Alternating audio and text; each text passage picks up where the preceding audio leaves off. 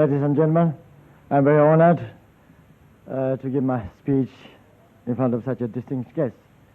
I should be rather serious after such a witty introduction. Maybe you might be disappointed. I wouldn't give any shock to you this evening.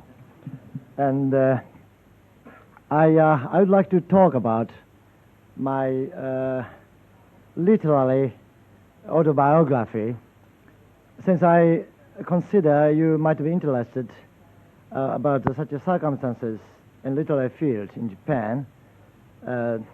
It seems to be quite different from literary field in foreign country. And title should be How I Have Been Grown Up as a Japanese Writer.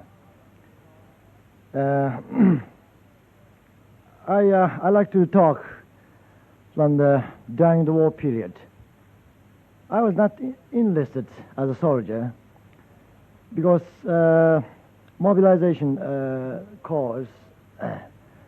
When I got the mobilization, I had serious ill. I had bronchitis, but the innocent military doctor misjudged it as a tuberculosis. Luckily enough. And I was not enlisted, and I was working at the Navy airplane factory as a student at my college period. And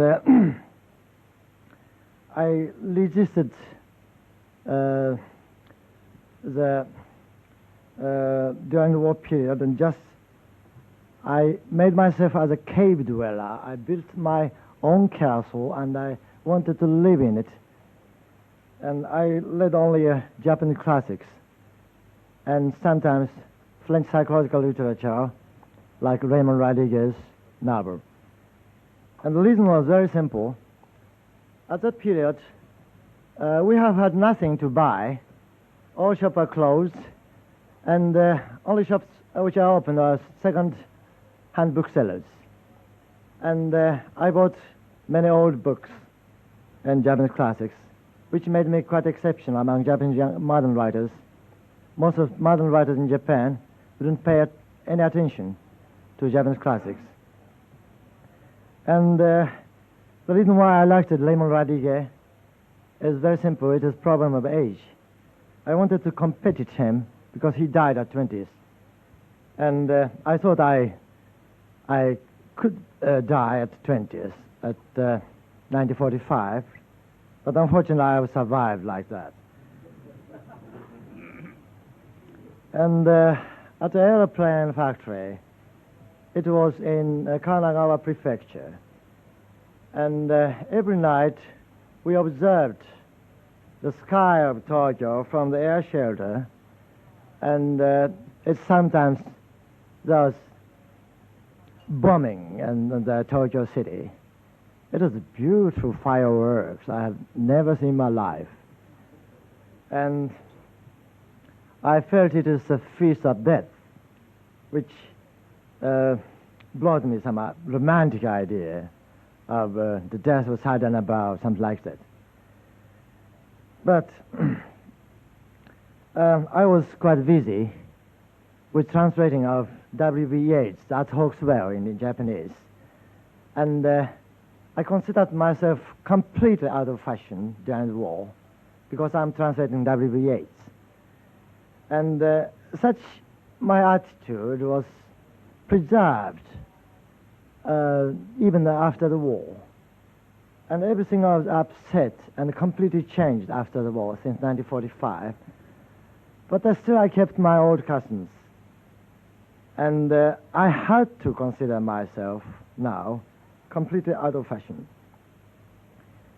But yes, I must explain you about our system in literary field. How I became to be a professional writer. In Japan, a short story is most important test for young writers. It is sort of a 4-round match for green boy in boxing. And if he can fight in 4 rounds, he can fight 5 rounds, 6 rounds, more and more. And short story writing is such a sort of 4-round match. And I showed my manuscript to Mr. Kawabata. You probably know about his name. His works are translated into English, A Snow Country or 1,000 Cranes, something like that. And he was extremely kind to me to help me to show my short story on literary magazine, which is called Human, which is very popular at the period and vanished right now. And because of him, I began to have very, very small fame as a short story writer, as a newcomer in literary field. But still I was out of fashion. At that period, Mr. Dazai Osamu's work was absolutely popular, and he was loved, respected, and admired by younger generation. And his work was translated also in English as Setting Sun or Human Lost. And he committed double suicide, and which made him as a hero in modern literature in Japan. But his